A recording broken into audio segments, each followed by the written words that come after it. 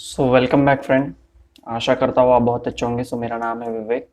तो इससे पहले हमने जो फिजिक्स एमसीक्यू की सीरीज की थी उसमें हमने 10 या 12 क्वेश्चन किए थे। तो उसी सीरीज को कंटिन्यू करते हुए आज हम देखेंगे कुछ 25 क्वेश्चन इसमें देखेंगे जो फिजिक्स से रिलेटेड है। एंड इसी के साथ में इसका एक्सप्लेनेशन भी देते जाऊंगा। Okay, so let us start. तो हमारे पास फर्स्ट क्वेश्चन है, जस्ट अ सेकेंड। तो हमारे पास तो फर्स्ट क्वेश्चन है कि loudness of sound depends upon the, okay, किसके ऊपर डिपेंड करता है। तो मेनली ये जो लाउडनेस है एम्पलीट्यूड के ऊपर डिपेंड करता है। ओके, और एक बात ध्यान रखना कि सर ये जो साउंड वेव होता है ये लॉन्गिट्यूडिनल वेव होता है। ओके, तो आपको तीन चीज़ें आ सकती है। एम्पलीट्यूड किसके ऊपर डिपेंड करता है, एम्पलीट्यूड और साउंड की इंटेंसिटी एक ही होता है और इसका लाउडनेस भी बोलते हैं। Okay, intensity, loudness of the sound and amplitude तीनों भी चीज़ें सेम है। ओके, तो लाउडनेस मेनली किसके ऊपर डिपेंड करता है, एम्पलीट्यूड के ऊपर डिपेंड करता है। सो हमारा करेक्ट ऑप्शन है option number C. Which method can be applied to determine the purity of the method. Okay, तो हमारे पास करेक्ट ऑप्शन है ऑप्शन नंबर सी। अब सर ये जो आर्किमिड प्रिंसिपल है वो क्या बोलता है। ओके, तो आर्किमिड नाम के एक साइंटिस्ट थे, उन्होंने क्या देखा था कि एक टब में वाटर था। ओके, तो वो डायरेक्टली इस वाटर टब में आ जाते हैं। तो उनको बाद में ये पता चलता है कि उनके ही वॉल्यूम जितना पानी बाहर जा रहा है। ओके, तो यही आर्किमिड प्रिंसिपल है। अगर मैं किसी भी चीज़ में आउटर चीज़ डालता हूँ तो उसी के वॉल्यूम जितना पानी या सब्सटेंस बाहर गिर जाता है, इसी को बोलते हैं आर्किमिड प्रिंसिपल। यानी यही प्रिंसिपल का यूज़ करके हम प्योरिटी ऑफ मेटल निकाल सकते हैं। ठीक है, so correct option number C. Next question है which device is use to measure the wavelength of X-ray. तो एक्सरे को मेजर करने के हमारे पास इंस्ट्रूमेंट है जिसको बोलते हैं स्पेक्ट्रोमीटर। ओके, तो spectrometer is the instrument to measure the X-ray wavelength. Next question है what is the unit of luminous intensity. तो इससे पहले मैंने जो 7 फंडामेंटल क्वांटिटीज कराए थे उस 7 फंडामेंटल क्वांटिटीज में ल्यूमिनस इंटेंसिटी भी एक क्वांटिटी हमारे पास थी। तो हमेशा याद रखना ल्यूमिनस इंटेंसिटी जो होता है उसका यूनिट होता है कैंडेला। और एक बात याद रखना कि पारसेक जो होता है, पारसेक से unit of the longer distance. अब लुमिनस इंटेंसिटी मीन्स क्या होता है, ये ऐसे बॉडी जो होते हैं जिसको लुमिनस बॉडी बोलते हैं जो खुद का लाइट खुद प्रोड्यूस करते हैं। जैसे अगर मैं बोलूँगा सर खुद का लाइट खुद प्रोड्यूस कर रहा है तो वो एक लुमिनस बॉडी है। कैंडल खुद का लाइट खुद प्रोड्यूस करता है तो वो एक लुमिनस बॉडी है। हमारे पास जो बल्ब होते हैं, ओके, वो भी क्या एक लुमिनस बॉडी है। लेकिन हमारे पास जो मून है वो लुमिनस बॉडी नहीं है। ठीक है, हमारे पास नेक्स्ट क्वेश्चन है, जस्ट सेकंड। नेक्स्ट क्वेश्चन है hydraulic press depends upon. Okay, तो हाइड्रोलिक प्रेस जो होता है कौन से प्रिंसिपल के ऊपर डिपेंड करता है, तो ये डिपेंड करता है पास्कल्स लॉ। अब हाइड्रोलिक प्रेस क्या होता है, आपने कभी ये देखा होगा कि सर बड़ा सा एक लिफ्टर है, उसके ऊपर हमारे पास कुछ सब्सटेंसेस रखे हैं या हम बोलते हैं कि व्हीकल रख के है, यहाँ पे फोर व्हीलर रख के है, एंड उसको एक स्मॉलर प्लेट से मतलब प्रेस किया जाता है। अभी देख ध्यान दो, स्मॉलर प्रेशर लगाने से भी ये बड़ी सी चीज़ लिफ्ट हो रही है। ये किसके वजह से है, ये प्रिंसिपल दिया था पास्कल्स ने। आज आप देखते हो कि जो हमारे पास टू व्हीलर्स जो होते हैं, ओके, जो हमारे पास टू व्हीलर होते हैं उसमें डिस्क ब्रेक होता है। तो डिस्क ब्रेक में क्या होता है, ऑयल होता है। ये भी किसके ऊपर डिपेंड करता है, ये पास्कल प्रिंसिपल के ऊपर ही डिपेंड करता है। ठीक है, तो आंसर नंबर हमारे पास बी करेक्ट हो जाएगा। नेक्स्ट क्वेश्चन है हमारे पास which instrument use to measure the atmospheric humidity. तो पहला तो ये हमारा हमें पता होना चाहिए कि सर ह्यूमिडिटी क्या होती है। तो whatever the water vapour present in the atmosphere is known as humidity. Atmosphere में जो भी वाटर वेपर प्रेजेंट होता है उसे ह्यूमिडिटी बोलते हैं। एंड ये जो ह्यूमिडिटी होती है एक इंस्ट्रूमेंट होता है हाइग्रोमीटर, इसके वजह से वो हम मेजर करते हैं। तो आंसर नंबर सी हमारा करेक्ट ऑप्शन है। ट्रांसफार्मर वर्क्स विथ, ओके, तो ट्रांसफार्मर जो होता है वो कौन से करंट के साथ वर्क करता है। तो पहले तो हमें ये समझना चाहिए कि सर ट्रांसफार्मर होता क्या है। दो टाइप के करंट होते हैं, एक होता है हमारे पास हाई वोल्टेज करंट और दूसरा होता है हमारे पास लो वोल्टेज करंट। तो ट्रांसफार्मर एक डिवाइस होता है जो दोनों भी करंट को, अल्टरनेटिंग करंट को, ओके, वो चेंज करता है। ये हो गया लो वोल्टेज करंट। अगर कोई transformer high voltage to low voltage current को कन्वर्ट कर रहा है तो उसे बोलते हैं स्टेप अप ट्रांसफार्मर। याद रखना, स्टेप अप ट्रांसफार्मर। एंड कोई ट्रांसफार्मर लो वोल्टेज करंट को हाई वोल्टेज करंट में कन्वर्ट कर रहा है तो उसे बोलते हैं स्टेप डाउन ट्रांसफार्मर। ओके। तो ट्रांसफार्मर का काम है कि high voltage to low voltage या low voltage to high voltage में कन्वर्ट करना, और ये मेनली अल्टरनेटिंग करंट के साथ वर्क करता है। तो हमारे पास करेक्ट ऑप्शन हो गया आंसर नंबर बी।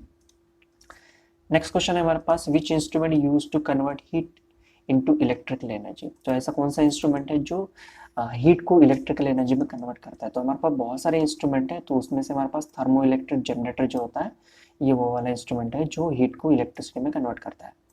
ऑल्सो हमारे पास जो फोटोवोल्टेक सेल होते हैं, जिसे हम सोलर सेल भी बोलते हैं। सोलर सेल में क्या होता है, आपने कभी देखा होगा कि सोलर सेल में व्हाइट कलर के तार होते हैं। तो जो व्हाइट कलर के जो तार होते हैं वो होते हैं सिलिकॉन के। कौन सा मेटल होता है उसमें, silicon. Silicon is a semiconductor, तो इससे इलेक्ट्रिसिटी जनरेट होती है। तो एक्चुअली होता क्या है, सन से जो लाइट आती है वो इस सिलिकॉन के ऊपर गिरती है, यहाँ से इलेक्ट्रॉन इमिट होते हैं एंड ये इलेक्ट्रॉन जमा हो जाते हैं एंड इसी को बोलते हैं इलेक्ट्रिसिटी। ओके।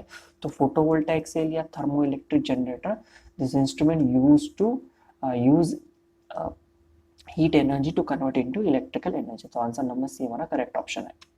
नेक्स्ट क्वेश्चन है, the colour of star depend on. Okay. तो जो स्टार होता है वो स्टार का जो कलर डिपेंड करता है वो टेम्परेचर के ऊपर डिपेंड करता है। एज वी नो दैट कि सर बहुत ज़्यादा टेम्परेचर है तो वो जो स्टार है वो रेड कलर का दिखेगा मुझे, एंड थोड़ा कम टेम्परेचर है तो मुझे वो येलोइश कलर का दिखेगा। तो मेनली स्टार का जो कलर होता है वो ये किसके ऊपर डिपेंड करता है, उसके टेम्परेचर के ऊपर डिपेंड करता है। ठीक है, तो आंसर नंबर बी हमारे पास करेक्ट ऑप्शन है। नेक्स्ट क्वेश्चन है हमारे पास, what is the minimum escape velocity of the rocket. तो पहला तो हमें ये बात ध्यान रखना पड़ेगा कि एस्केप वेलोसिटी होती क्या है। लेट अस सी, अगर ये हमारे पास अर्थ है तो हमें पता है कि अर्थ के आजू बाजू एक क्या है, ग्रेविटेशनल फील्ड भी है। Okay, atmosphere gravitational field. तो अगर मुझे किसी भी सब्सटेंस को ये ग्रेविटेशनल फील्ड के बाहर भेजना है तो मुझे बहुत ज़्यादा वेलोसिटी देनी पड़ेगी। Okay, so the minimum velocity given to the substance so that it can escape means बाहर चले जाना। तो कितना वेलोसिटी चाहिए मुझे, 11 किलोमीटर पर सेकेंड, इतना वेलोसिटी चाहिए तभी रॉकेट एटमॉस्फेयर के बाहर जा सकता है। ओके, सो राइट ऑप्शन है हमारे पास answer number C. Next question है, who invented electron microscope. Straightforward question है, तो हमें याद रखना पड़ेगा इलेक्ट्रॉन माइक्रोस्कोप को स्नॉल एंड रोस्का ने इन्वेंट किया था। पहला तो याद रखो कि 3 टाइप के माइक्रोस्कोप होते हैं। पहला तो होता है सिंपल माइक्रोस्कोप, दूसरा होता है हमारे पास कंपाउंड माइक्रोस्कोप, एंड थर्ड होता है हमारे पास इलेक्ट्रॉन माइक्रोस्कोप। अब सर ये जो इलेक्ट्रॉन माइक्रोस्कोप है ये बहुत ही स्मॉलर माइक्रोस्कोपिक जो चीज़ें होती है उसे ऑब्जर्व करने के लिए यूज़ किया जाता है। ठीक है, तो आंसर नंबर बी हमारे पास करेक्ट हो जाएगा। नेक्स्ट क्वेश्चन है हमारे पास, ocean depth can be measured by. तो ओशन का जो डेप्थ होता है वो किससे मेजर करता है। तो उससे पहले हम देखेंगे कि और कौन से टेक्निक है जिससे हम ओशन का डेप्थ मेजर करते हैं। तो इसका आंसर है फाथोमीटर। फाथोमीटर इंस्ट्रूमेंट यूज़ किया जाता है, लेकिन इसके साथ और एक टेक्निक है जिसका इस्तेमाल ओशन के डेप्थ को मेजर करने के लिए किया जाता है, जिसे बोलते हैं साउंड नेविगेशन एंड रेंजिंग, जिसे सोनार कहा जाता है। सोनार टेक्निक भी इस्तेमाल करते हैं। सोनार टेक्निक में एक्चुअली क्या होता है, अल्ट्रासोनिक साउंड का इस्तेमाल किया जाता है। याद रखना, इंफ्रासोनिक नहीं, अल्ट्रासोनिक साउंड का इस्तेमाल किया जाता है, एंड इस टेक्निक से भी हम ओशन का डेप्थ मेजर कर सकते हैं। ठीक है, तो हमारे पास करेक्ट ऑप्शन है option number A. Next question है, what is the unit of measuring the amplitude of sound. तो अभी रिसेंटली क्वेश्चन हुआ था हमारे पास, मैंने बोला था एम्पलीट्यूड अगर पूछ लेता है कि इंटेंसिटी एंड पूछ लेता है कि लाउडनेस, ये तीनों चीज़ें एक ही है, ये एक दूसरे के ऊपर डिपेंडेंट होते हैं। ओके, तो मेनली ये डेसिबल से मेजर किया जाता है। तो बेल नाम के साइंटिस्ट थे, ओके, तो उन्होंने ही ये हमारे पास यूनिट दिया था। अगर आपको बाई चांस ये भी पूछ लेता है कि what is the unit of intensity, this is also decibel. Okay, so correct option है हमारे पास option number A. Next question है, 1 nanometre is equal to 1 nanometre कितना होता है। ओके, तो हमारे पास करेक्ट ऑप्शन है 10⁻⁹। और एक बात ध्यान रखना, माइक्रोमीटर अगर पूछ लेता है कि 1 माइक्रोमीटर कितना होता है, 1 माइक्रोमीटर होता है 10⁻6 मीटर। ओके, नैनोमीटर पूछ लेता है तो ये होता है 10⁻⁹ 10⁻9।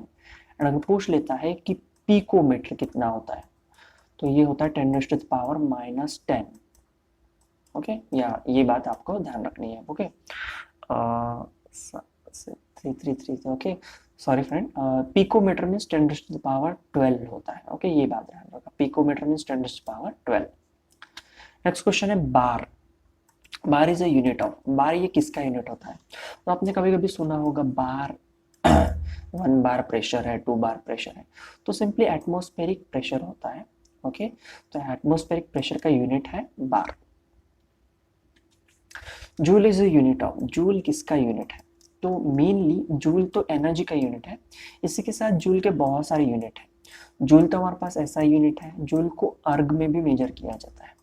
किसमें? अर्ग में।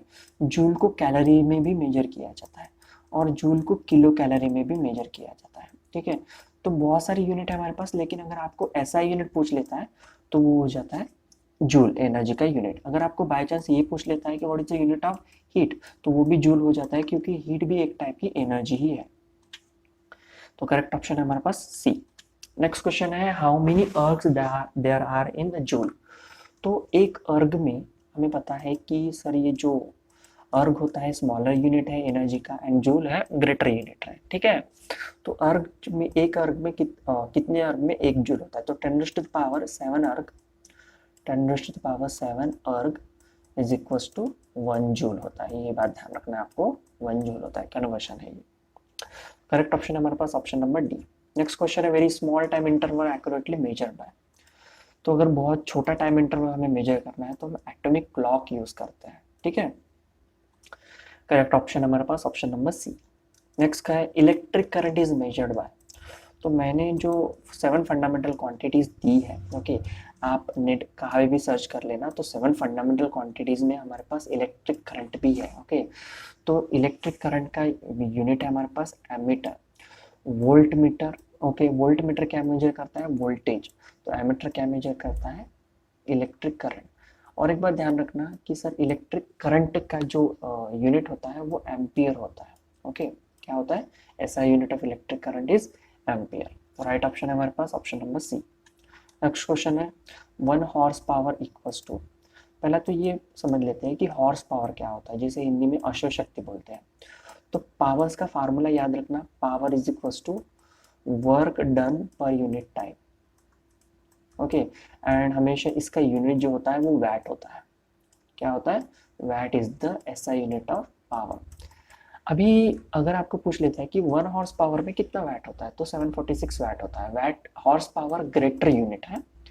Horse power is a greater unit. जो बड़ी बड़ी फैक्ट्रीज होती है उसमें जो मशीनें होती है या कार होते हैं, तो उसका जो पावर बताना है तो मैं हॉर्स पावर में बताते हैं, लेकिन अगर स्मॉल यूनिट में बात की जाए तो सिंपली पावर होता है।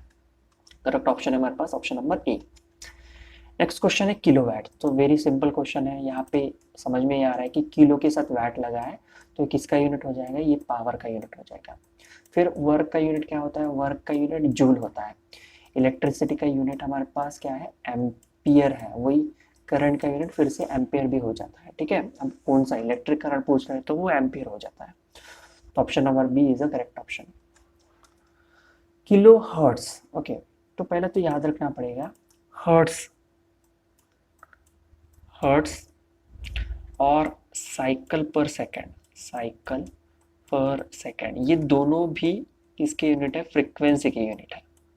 ओके, फ्रीक्वेंसी के यूनिट। तो आपको याद रखना पड़ेगा इलेक्ट्रोमैग्नेटिक रेडियो वेव्स फ्रीक्वेंसी, ये दो फ्रीक्वेंसी को मेजर करने के लिए हर्ट्स यूज किया जाता है। एंड अगर ग्रेटर्स में देखा जाए तो किलो हर्ट्स होता है।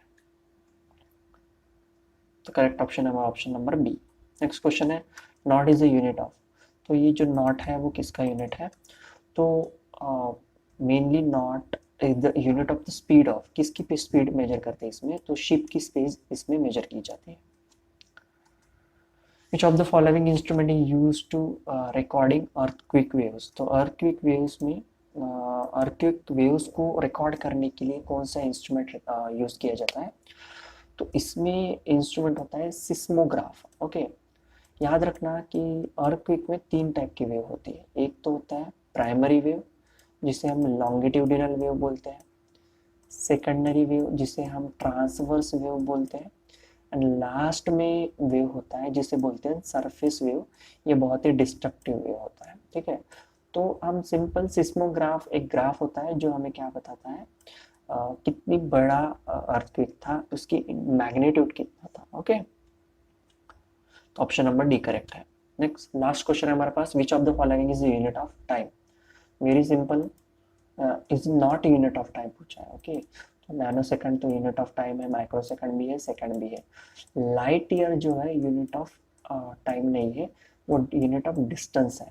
और एक बात ध्यान रखना, यूनिट ऑफ डिस्टेंस अगर बहुत ज़्यादा डिस्टेंस है, मैं बोलता हूँ कि दो प्लैनेट का बीच का डिस्टेंस ये लाइट ईयर में मेजर किया जाता है, और इससे बड़ा यूनिट होता है हमारे पास पारसेक। पारसेक ये सबसे बड़ा डिस्टेंस का यूनिट होता है, तो ये आपको याद रखना पड़ेगा। ठीक है, सो आई होप यहाँ तक आपको क्लियर हुआ होगा। अगर इसके रिगार्डिंग कुछ भी डाउट हो तो आप मुझे कमेंट कर सकते हैं। Thank you for watching my video and please do subscribe, क्योंकि फ्रेंड्स वीडियो बनाने में बहुत ज़्यादा मेहनत लगती है। Okay, so please like and subscribe, मैं इसका नेक्स्ट पार्ट जल्दी लेके आऊँगा। Thank you for watching my video.